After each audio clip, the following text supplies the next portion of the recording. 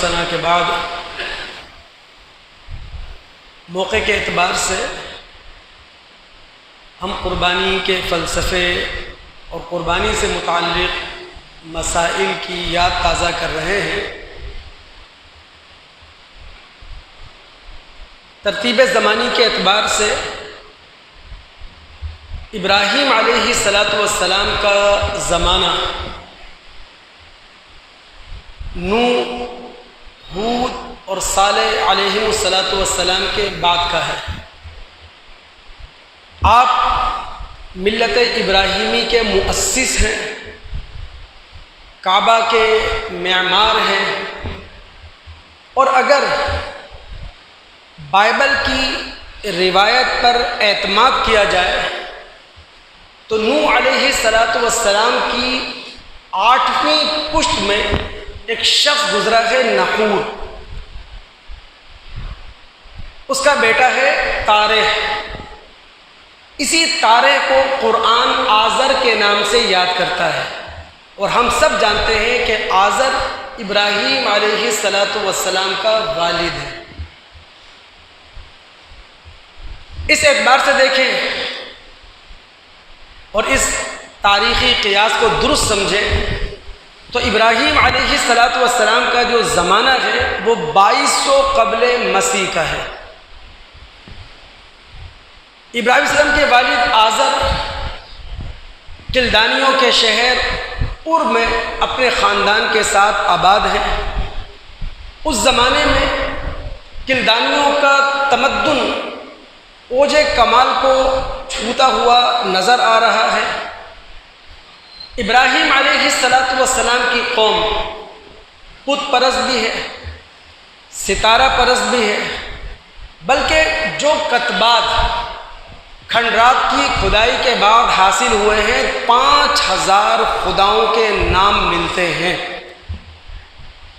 ابراہیم علیہ السلام کی جو قوم تھی وہ طبقاتی تقسیم کا بھی شکار تھی۔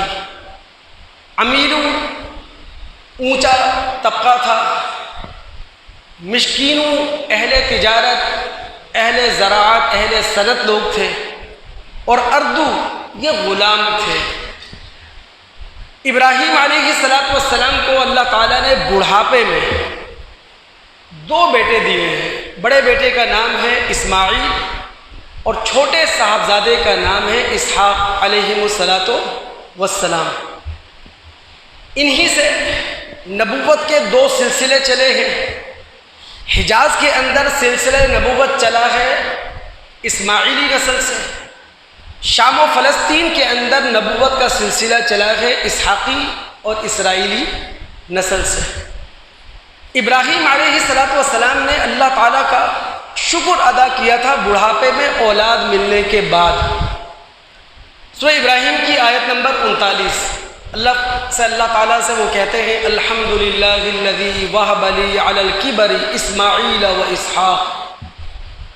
لیکن جو انہوں نے اللہ تعالیٰ کا شکر ادا کیا ہے نا،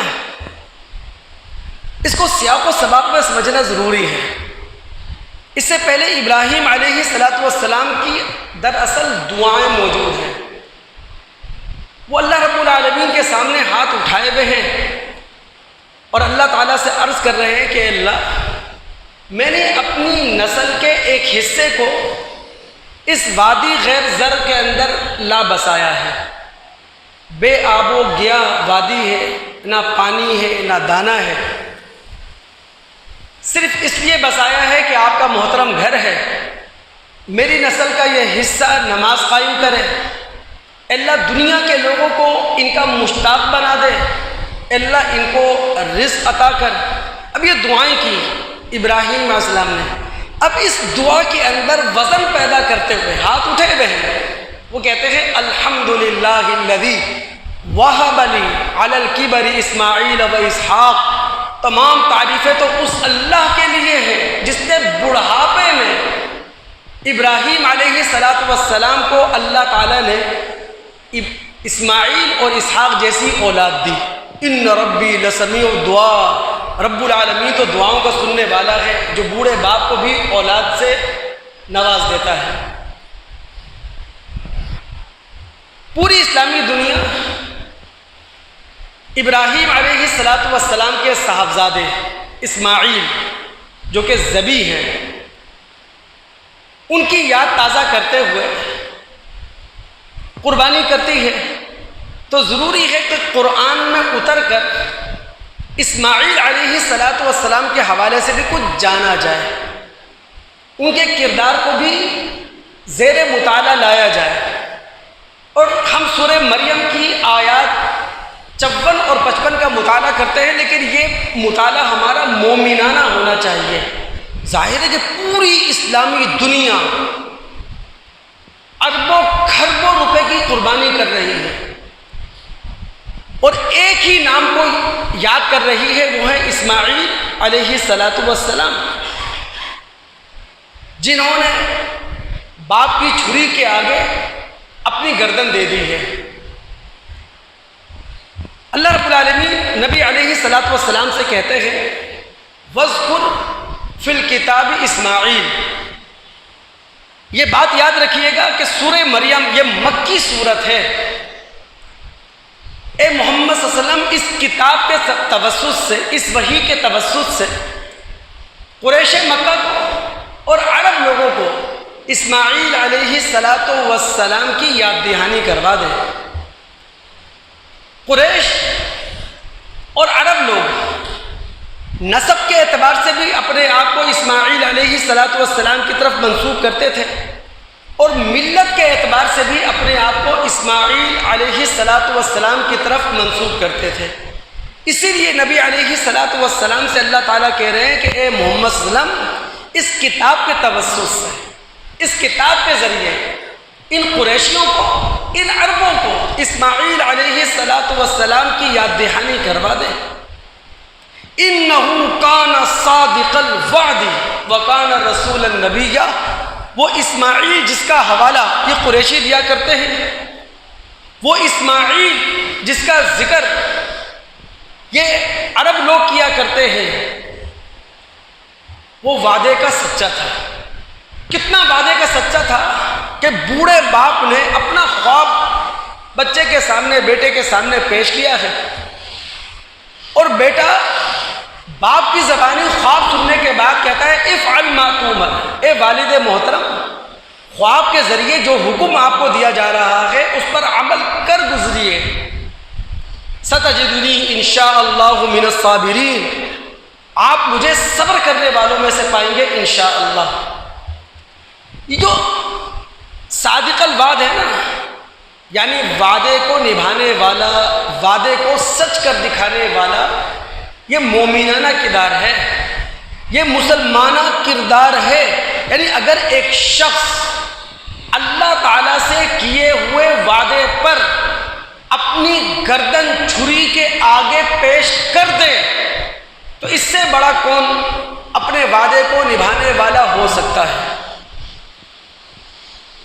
تو یہ جو کہا گیا صادق الوعد، یہ مومنانہ کردار ہے، یہ مسلمانہ کردار ہے۔ اور قربانی کرنے والا اگر اللہ رب العالمین سے کیے ہوئے وعدوں کو سچ کر دکھائے تو یہ اسلام کی بھی معراج ہے، یہ ایمان کی بھی معراج ہے۔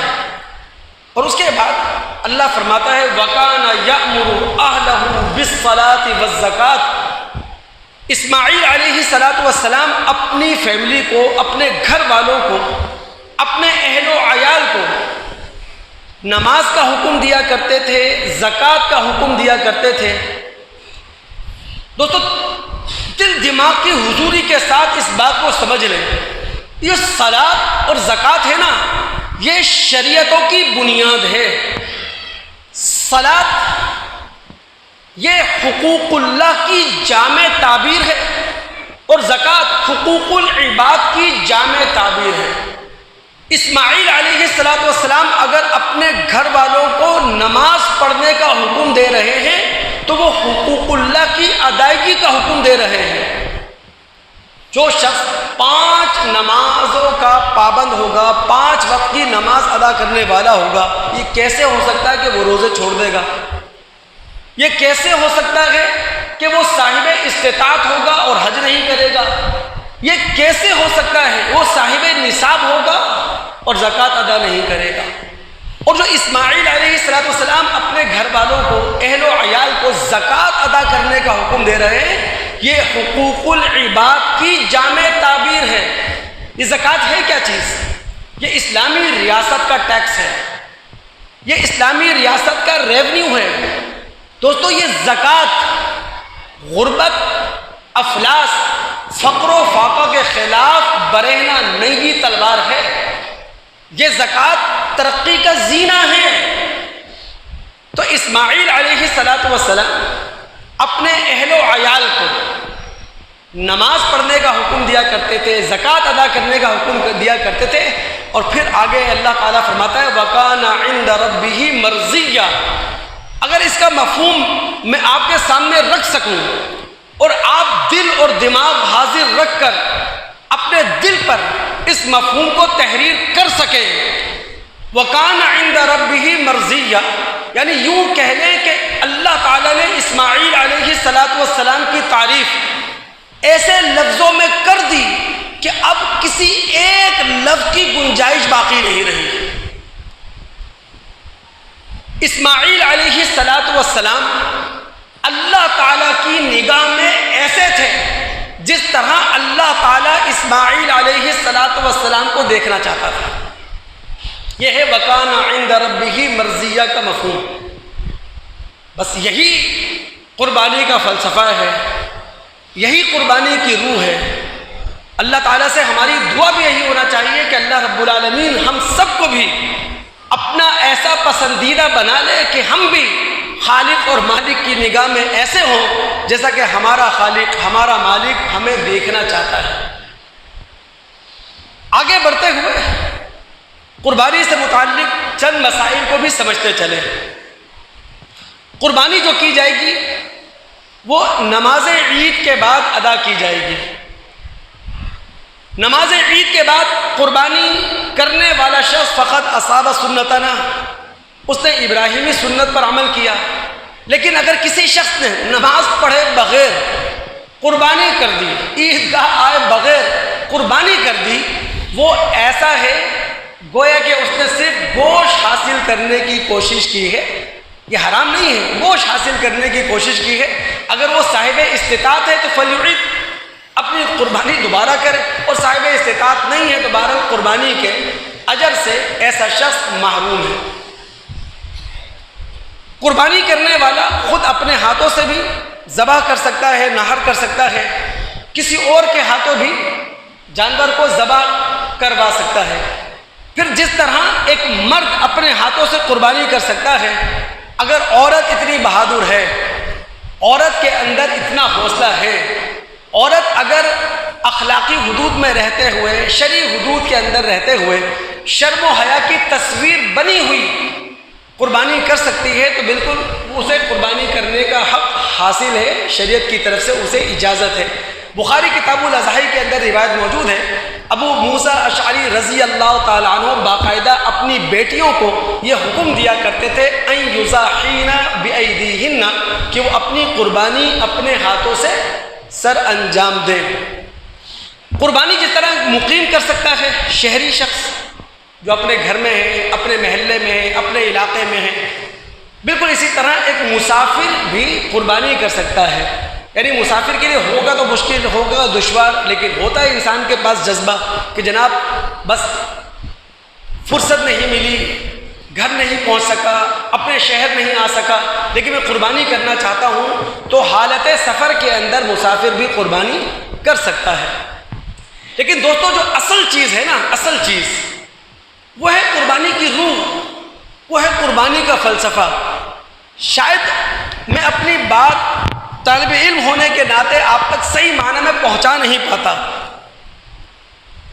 واللہ جتنی عبادات ہیں وہ اپنے جسم کے اعتبار سے مطلوب نہیں ہیں، اپنی روح کے اعتبار سے مطلوب ہیں۔ ہمارے ہاں یہ ایک بہت بڑی غلط فہمی ہے کہ لوگ عبادات کے روحانی اور اخلاقی فوائد پر نظر رکھے بغیر اس کے مادی فوائد کو سمیٹنے کی کوشش کرتے ہیں، جو کہ نامناسب بات ہے۔ انسان اپنے وجود کے لحاظ سے دو حصوں میں منقسم ہے. ایک ہے اس کا مادی وجود اور دوسرا ہے اس کا اخلاقی وجود. نبوت اور رسالت کا تعلق یہ مادی وجود سے نہیں ہے، نبوت اور رسالت کا تعلق ہے انسان کے اخلاقی وجود سے.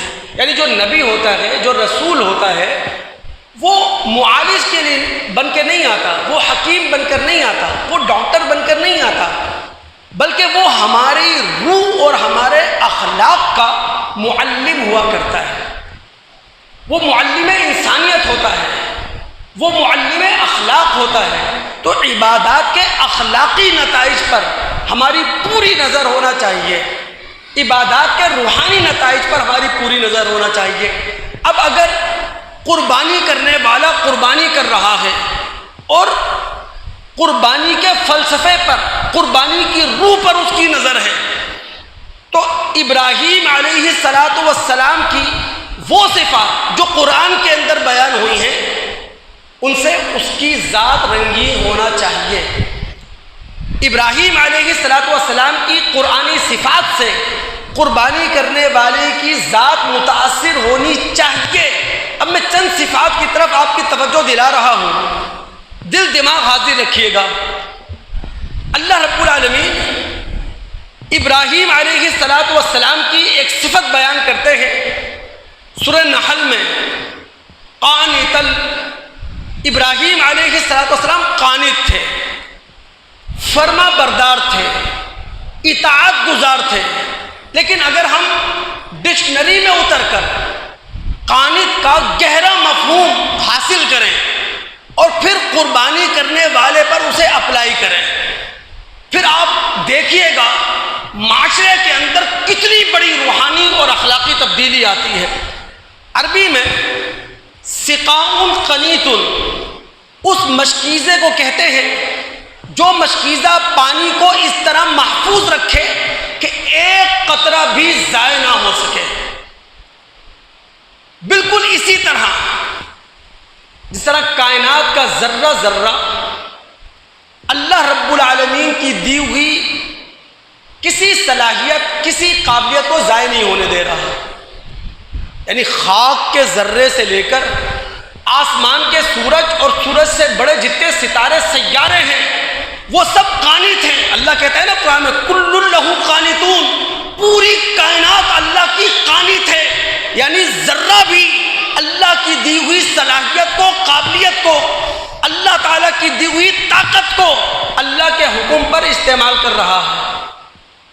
آسمان کے ستارے سیارے بھی یہی کام کر رہے ہیں. تو ابراہیم علیہ السلام اور ابراہیم علیہ السلام کی سنت کو زندہ کرتا ہوا قربانی کرنے والا قانت ہے. یعنی اللہ تعالیٰ کی دی ہوئی صلاحیت کو، اللہ تعالیٰ کی دی ہوئی قابلیت کو، اللہ تعالیٰ کی دی ہوئی طاقت کو وہ ضائع نہیں کرتا، اللہ کے حکم کے مطابق استعمال کرتا ہے. یہ معنی ہے قانت کا. پھر ابراہیم علیہ السلام کی ایک صفت ہے شاکر. تو قربانی کرنے والے کو بھی کیا ہونا چاہیے؟ اس صفت سے رنگین ہوتے ہوئے شاکر ہونا چاہیے. شکر کا عام مفہوم ہے نعمت کا تصور اور اس نعمت کا اظہار. لیکن تھوڑی گہرائی میں اتریں آپ. عربی میں کہتے ہیں شکرت الناقہ، اونٹنی کے تھن دودھ سے بھر گئے. عربی میں کہتے ہیں شکرت الشجرہ، درخت کے تنے پر ٹہنیاں آ گئیں. عربی میں کہتے ہیں اشتکرت الماء، آسمان خوب برسا. تو ابراہیم علیہ السلام کے شاکر ہونے کا مطلب کیا ہے کہ ابراہیم علیہ السلام بھرپور طریقے سے اللہ رب العالمین کی اطاعت کرنے والے تھے. ابراہیم علیہ السلام بھرپور طریقے سے اللہ رب العالمین کے فرائض کو ادا کرنے والے تھے. ابراہیم علیہ السلام بھرپور طریقے سے اللہ رب العالمین کے احسانات کا اعتراف کر کے اللہ تعالیٰ کا شکر ادا کرنے والے تھے. یہی صفت قربانی کرنے والے کے اندر ہونا چاہیے. یہ ہے قربانی کا فلسفہ.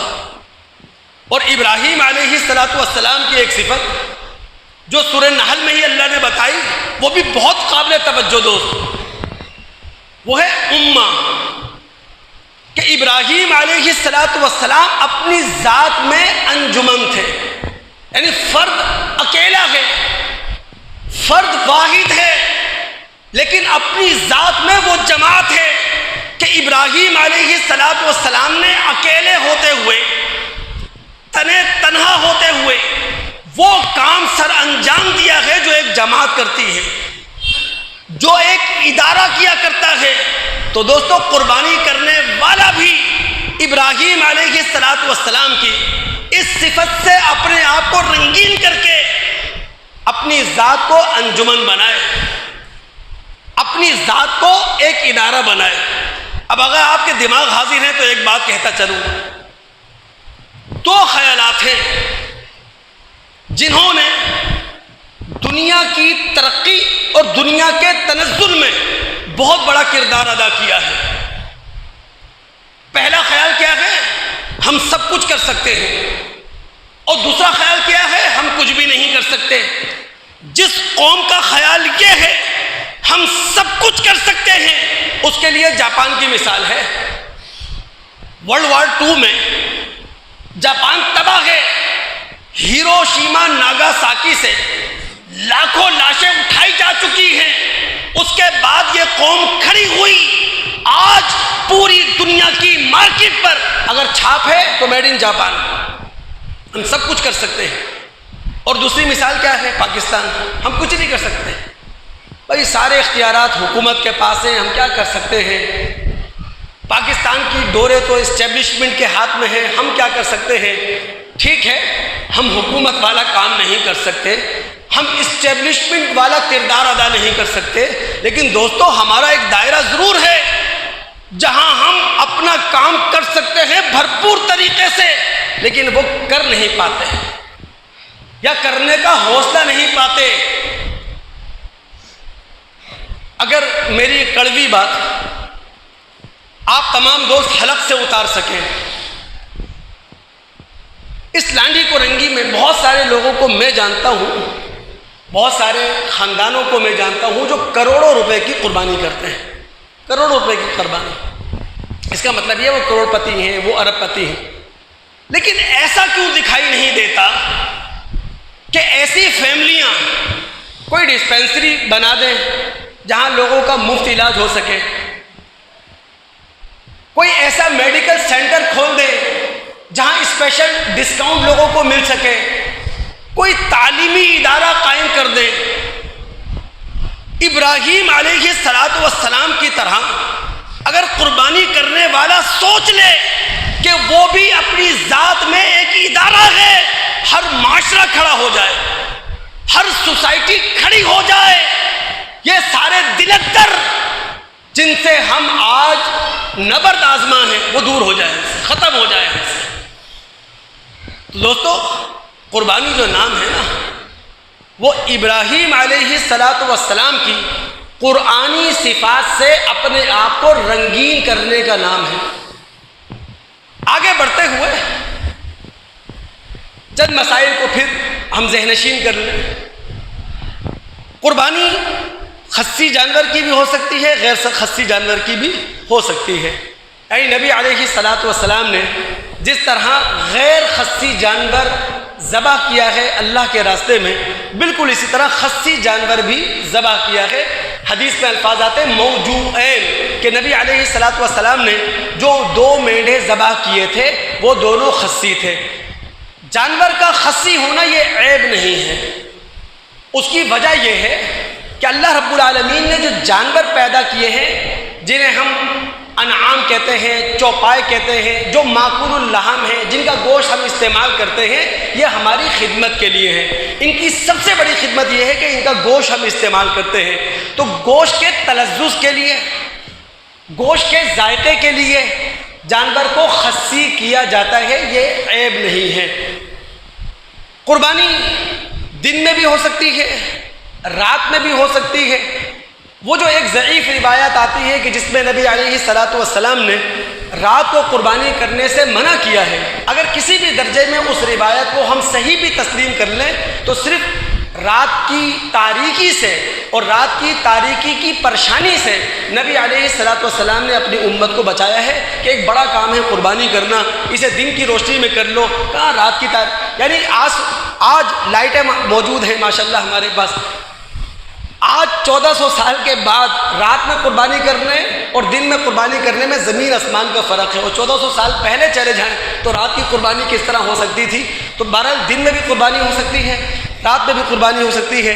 میرا اپنا جو موقف ہے وہ یہ، جس طرح زندہ کے لیے قربانی ہو سکتی ہے بالکل اس طرح مرحومین کی طرف سے بھی قربانی ہو سکتی ہے، جس طرح کہ امام ابن تیمیہ رحمۃ اللہ علیہ نے مجموع الفتاویٰ کے اندر اپنا فتویٰ نقل کر دیا ہے کہ جناب جس طرح مرحوم کی طرف سے صدقہ خیرات ہو سکتا ہے، مرحوم کی طرف سے حج ہو سکتا ہے، بالکل اسی طرح مرحوم کی طرف سے قربانی کی جا سکتی ہے۔ یہ میرا اپنا ایک موقف ہے۔ اب مزید ہم گفتگو کو آگے بڑھاتے ہیں، دل دماغ حاضر رکھیے گا دوست۔ ہم پاکستانی لوگ سنت ابراہیمی کو قربانی کے نام سے یاد کرتے ہیں، عربی میں اسے کہتے ہیں اضحیہ، لیکن یہ قربان کا لفظ بھی عربی لفظ ہے۔ اس کا معنی مطلب ہوتا ہے قریب ہونا، جسے عربی میں کہتے ہیں القرب، فاصلے کے اعتبار سے قریب ہونا۔ القربہ کسی کے ساتھ عہدے اور منصب کے اعتبار سے قریب ہونا، القربہ والقرابہ رشتہ داری کے اعتبار سے کسی کے قریب ہونا، اور قربان کہتے ہیں اس ذریعے کو جس کے ذریعے اللہ تعالیٰ کا قرب حاصل کیا جائے۔ تو اضحیہ کو ہمارے ہاں جو قربانی کہا جاتا ہے وہ اس لیے کہا جاتا ہے کہ ہم اس اضحیہ کے ذریعے اللہ رب العالمین کا قرب حاصل کیا کرتے ہیں۔ قربان کا لفظ قرآن کے اندر 3 مقامات پر موجود ہے۔ سورہ آل عمران کی آیت نمبر 183، سورہ مائدہ کی آیت نمبر 27، سورہ احقاف کی آیت نمبر 28 کے اندر قربان کا لفظ موجود ہے۔ اب جب ہم تمام مسلمان قربانی اللہ رب العالمین کی قربت حاصل کرنے کے لیے کرتے ہیں تو دوستو قربانی کرنے والوں کے اندر قومی ہمدردی کا ہونا ضروری ہے۔ یعنی یہ کیسے ہو سکتا ہے کہ قربانی کرنے والا قربانی کرے اور وہ قوم کا ہمدرد نہ ہو؟ یہ ممکن نہیں ہے۔ تو قربانی کرنے والے کے اندر قومی ہمدردی ہونا چاہیے۔ میں پچھلے 2 جمعوں سے بار بار آپ کی توجہ دلا رہا ہوں کہ قربانی کرنے والے کے لیے فی الوقت یہ ضروری ہے کہ وہ اس بات کا خیال رکھے کہ پاکستان کے معاشی حالات کیا ہیں، پاکستان کے اندر غربت کس سطح پر ہے، پاکستان کے اندر بے روزگاری کس تیزی سے بڑھتی چلی جا رہی ہے، پاکستان کے اندر مہنگائی کا ریشو کیا ہے۔ قربانی کرنے والا اگر ان چیزوں کو ملحوظ خاطر نہیں رکھے گا تو معذرت کے ساتھ وہ قربانی کے فلسفے کو نہیں سمجھ رہا، وہ قربانی کی روح کو سمجھنے کی کوشش نہیں کر رہا۔ بخاری کتاب الاضاحی کی ایک روایت ہے، علی رضی اللہ تعالیٰ عنہ نے مدینہ کے اندر عید الاضحیٰ کی نماز پڑھائی، نماز پڑھانے کے بعد خطبہ دیا، اور خطبہ دینے کے بعد انہوں نے لوگوں سے کہا کہ لوگوں، اللہ کے رسول نہیں ہے، یاد رکھیے گا، اللہ کے رسول کا انتقال ہو چکا ہے، لوگوں تمہارے نبی محمد الرسول اللہ صلی اللہ علیہ وسلم نے منع کیا تھا کہ 3 دن کے بعد چوتھے دن کا گوشت تمہارے پاس نہ ہو۔ اب محلہ ابن حزم کے اندر امام ابن حزم رحمۃ اللہ علیہ کہتے ہیں یہ اس وقت کی بات ہے کہ جب خلیفہ ثالث عثمان رضی اللہ تعالیٰ عنہ گھر کے اندر محصور کر دیے گئے تھے۔ بدوی لوگ فتنہ پھیلانے کے لیے مدینہ کے اندر آ گئے تھے، جس کی وجہ سے حالات تنگ ہو چکے تھے، معیشت زیر بار ہو چکی تھی، کھانے والے زیادہ تھے، وسائل کم تھے۔ تو ان چیزوں کو ملحوظ خاطر رکھتے ہوئے علی رضی اللہ تعالیٰ عنہ نے کہا تھا کہ جس طرح تمہارے رسول نے اپنی زندگی میں تمہیں تعلیم دی تھی کہ جب تنگی کے حالات ہوں تو تمہارے پاس 3 دن کے بعد چوتھے دن کا گوشت باقی نہ رہے، میں بھی کہتا ہوں کہ خلیفہ ثالث اپنے گھر کے اندر محصور ہیں، فتنے کے پھیلانے کے لیے دنیا سے لوگ آ چکے ہیں، حالات بڑے تنگ ہیں، لہٰذا قربانی کا موقع ہے، 3 دن کا گوشت اپنے پاس رکھو، چوتھے دن کا گوشت تمہارے پاس نہ ہو۔ تو قربانی کرنے والا ہمیشہ قوم کا ہمدرد ہوا کرتا ہے، چونکہ وہ اللہ رب العالمین کی قربت حاصل کرنے کے لیے ہی قربانی کر رہا ہے۔ میں پھر ایک بار توجہ دلاؤں گا دوستو، مذہب کی جتنی عبادات ہیں خدا را صرف جسم پر نظر نہ رکھیں، ہر عبادت کی روح پر نظر رکھیں۔ اب دیکھیں 27 جون بدھ کے دن حج ہے، منگل کے دن 27 جون منگل کے دن جو ہے وہ حج ہے۔ آپ کیا سمجھتے ہیں حج کوئی معصوم عبادت ہے؟ بہت عظیم عبادت ہے، یہ اخوت انسانی، اخوت اسلامی کا سنگم ہے۔ حج ایک ایسا مسلمانوں کا اجتماع ہے کہ لاکھوں لوگ احرام کی 2 چادریں باندھے، فقیرانہ لباس پہنے، عربی بھی ہیں، عجمی بھی ہیں، گورے بھی ہیں، کالے بھی ہیں، اور ایک ہی ہم کا ترانہ زبان سے رواں ہے، لبیک اللہم لبیک لبیک لا شریک لک لبیک ان الحمد والنعمت لک والملک لا شریک لک۔ اے شہنشاہ کائنات، اے بادشاہ اعظم، ہم تیرے در کے فقیر ہیں، تیرے در پر فقیرانہ لباس پہن کر آ گئے ہیں۔ اے اللہ، نعمتوں پر اگر ہم سزاوار ہیں تو وہ صرف تیرے لیے ہے۔ اب اگر حاجی حج کے روحانی اور اخلاقی فوائد کو جانتا ہے، سمجھتا ہے، جب اپنے علاقوں میں، اپنے شہروں میں واپس آئے تو انسانیت کا سبق بھی لے کر آئے، اسلامیات کا بھی سبق لے کر آئے، اور جب حاجی اسلامیات اور انسانیت کا سبق لے کر اپنے علاقوں کو واپس پلٹے گا تو پھر نبی علیہ الصلوۃ والسلام کی حدیث اس کے لیے سچ ثابت ہوگی کہ حج کرنے والا ایسا گناہوں سے پاک ہوتا ہے گویا کہ اس کی ماں نے آج ہی اسے جنم دیا ہے۔ تو عبادات کے اخلاقی، روحانی، ورنہ میں ابراہیم علیہ السلام کا واقعہ آپ کو سنا سکتا ہوں، آپ یقین کریں، میں سورہ صافات کا رکوع 4 جمعوں تک بیان کر سکتا ہوں، وہ کہانی میں مجھے بھی آتی ہے، میں لیکن سمجھنے کی ضرورت ہے۔ قرآن عمل کی کتاب ہے، قرآن زندگی ہے، قرآن روح ہے، تو لہذا ہر عبادت کے اخلاقی نتائج پر ہماری توجہ ہونا چاہیے۔ اب میں اپنی گفتگو کے اختتام پر آ چکا ہوں۔ اپنی اختتامی گفتگو آپ کے سامنے رکھنے سے پہلے ایک تمہیدی بات آپ سے کہہ رہا ہوں، اس تمہید کو دل دماغ میں بٹھا لیے گا۔ میری اختتامی تقریر اگر آپ کے دل دماغ میں بیٹھ گئی انشاءاللہ میرے لیے صدقہ جاریہ ہے۔ دیکھیں، قربانی جو ہے نا، یہ قربانی کرنے والے کی طرف سے اپنی جان کا نذرانہ ہے۔ دیکھیں، ابراہیم نے جو پیش کیا تھا وہ بکرا چھترا پیش نہیں کیا تھا، کس کو پیش کیا تھا؟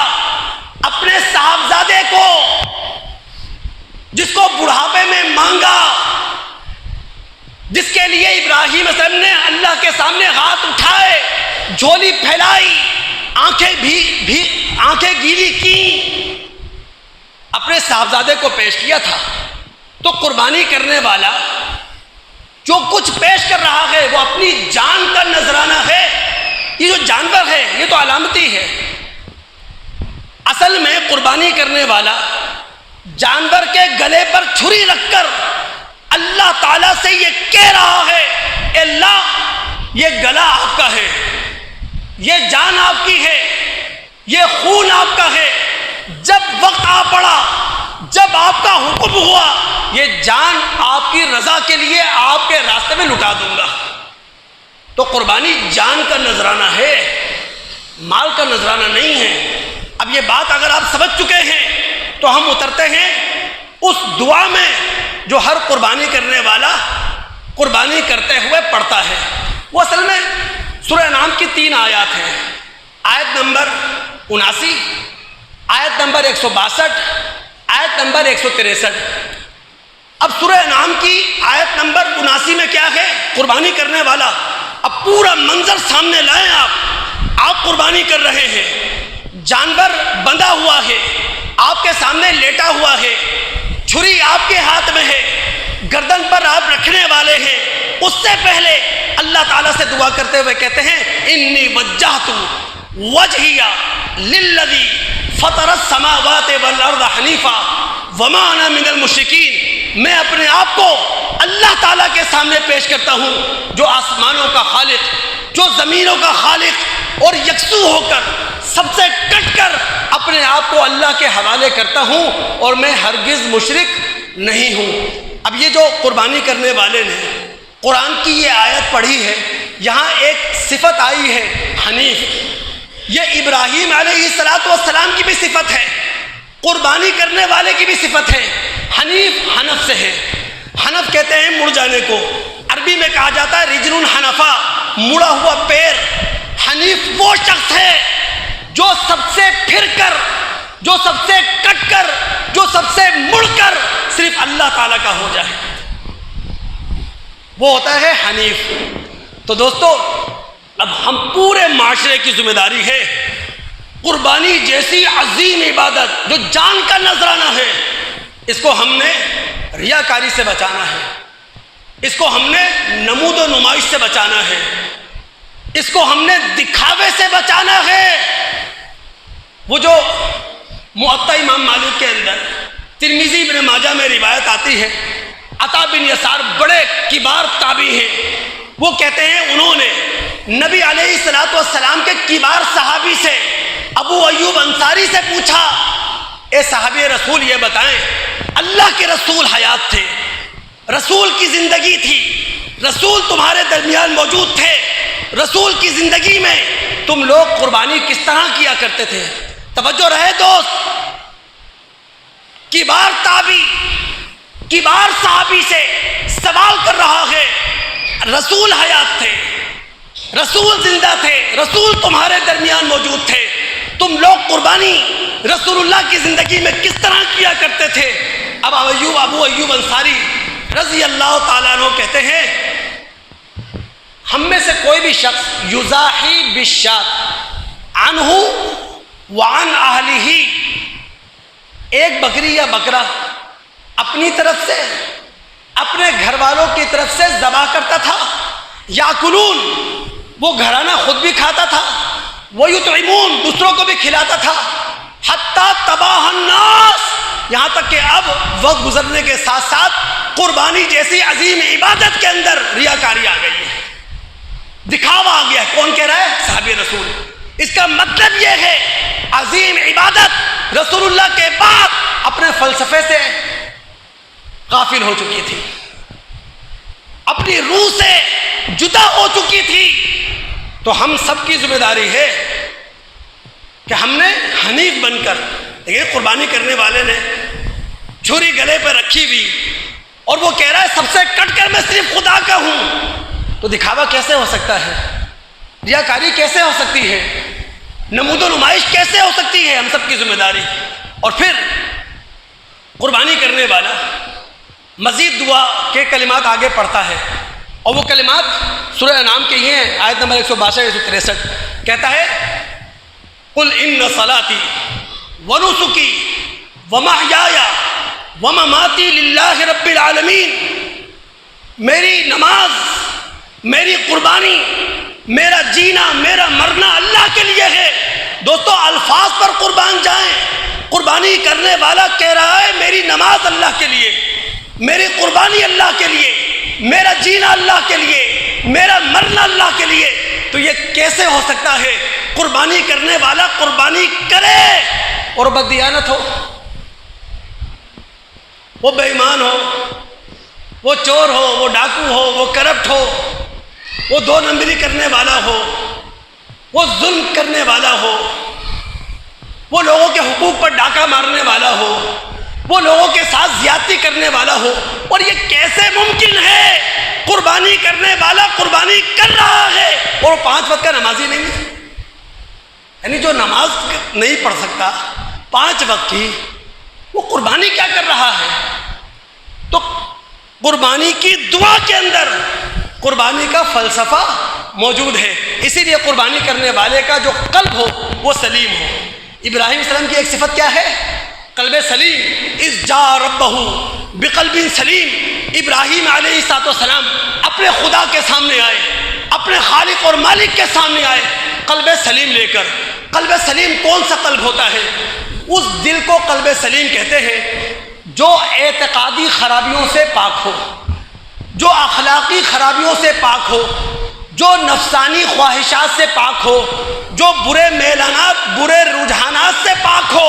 تو یہ کیسے ہو سکتا ہے؟ قربانی کرنے والا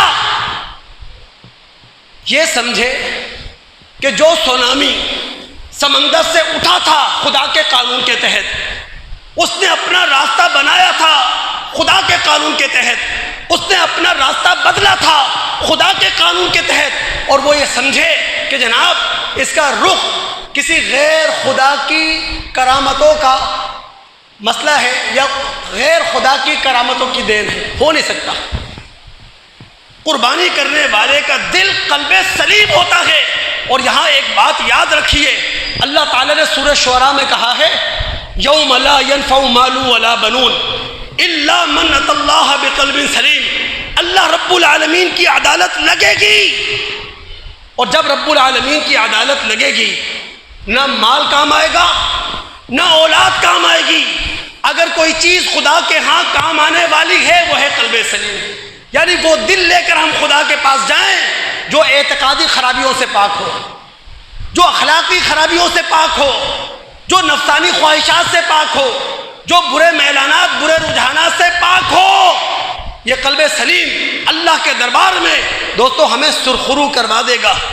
اور بات کو سمیٹتے ہوئے آخری بات کہنے جا رہا ہوں دوست،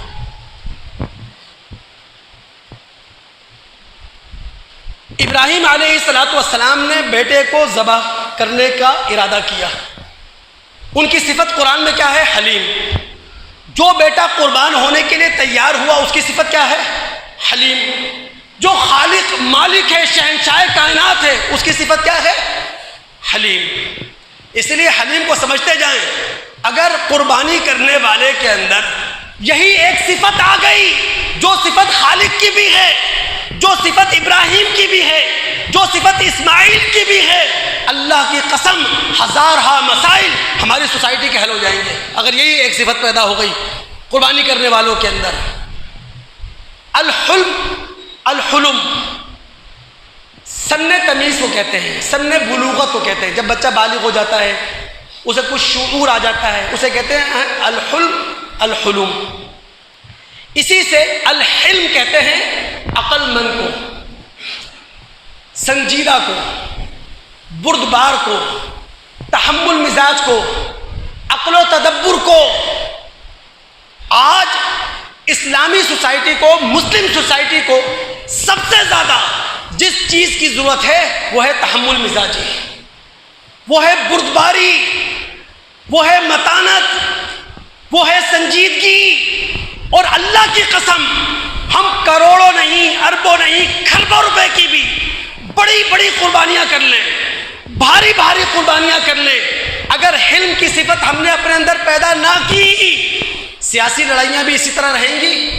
کبھی آپ عمران صاحب کے لیے کھڑے ہوں گے، کبھی نواز شریف کے لیے کھڑے ہوں گے، کبھی زرداری کے لیے کھڑے ہوں گے، اور مذہبی لڑائیاں بھی اسی طرح جاری رہیں گی، کبھی شیعہ بن کے کھڑے ہوں گے، کبھی سنی بن کے کھڑے ہوں گے، یہ رکیں گی نہیں۔ اگر ہمارے معاشرے میں سنجیدگی نہ آئی تو گھروں کے اندر بھی خودکشی کے واقعات ہوں گے، اور یونان اٹلی کے ساحل پر بھی خودکشی کے واقعات ہوں گے۔ اور آپ کو معلوم ہے 8 سال میں 23,000 لوگ یونان اور اٹلی کے ساحل میں ڈوب چکے ہیں، پاکستانی ہزاروں ہیں اس میں۔ اگر بردباری ہمارے اندر نہ آئی، سنجیدگی ہمارے اندر نہ آئی، متانت ہمارے اندر نہ آئی، اگر عبادات کے اخلاقی فلسفوں کو ہم نے نہ سمجھا، عبادات کی روح کو اپنے اندر نہ سمیٹا، تو پھر اللہ رب العالمین ہی ہم پر رحم فرمائے۔ اللہ تعالیٰ سے دعا ہے سننے کے بعد سمجھنے کی، سمجھنے کے بعد عمل کرنے کی توفیق عطا فرمائے۔ دوستو، پاکستان کے اندر جمعرات کو عید ہے، 29 جون کو، 28 جون کو ہمارے لیے 9 ذی الحجہ ہے، عرفے کا دن ہمارے لیے، ہمارے کیلنڈر کے اعتبار سے، ہماری رویت کے اعتبار سے 28 جون جو ہے وہ یوم عرفہ ہے، 9 ذی الحج ہے۔ تو تمام دوست پوری کوشش کریں، صرف خود روزہ نہ رکھیں، پورے گھر والوں کو روزہ رکھوائیں انشاءاللہ۔ اتنی بڑی سعادت ہے اس ایک روزے کا، فائدہ یہ ہے کہ 1 سال پچھلے اور 1 سال اگلے سارے صغیرہ گناہ اللہ تعالیٰ معاف کر دیتا ہے۔ تو انشاءاللہ امید ہے کہ تمام دوست اس روزے کا ضرور اہتمام کریں گے۔ باقی ہمیشہ اللہ تعالیٰ کے دربار میں ہاتھ اٹھا کر پوری مسلم دنیا کے لیے ہمیشہ دعا کیا کریں کہ اللہ رب العالمین عزت کی زندگی دے، اللہ رب العالمین عزت کی موت دے، اللہ رب العالمین صاحب ایمان بنا کر ہمیں زندہ رکھے اور صاحب ایمان کی حالت میں ہی اللہ رب العالمین ہمیں دنیا سے اٹھا لے۔ السلام علیکم ورحمۃ اللہ وبرکاتہ۔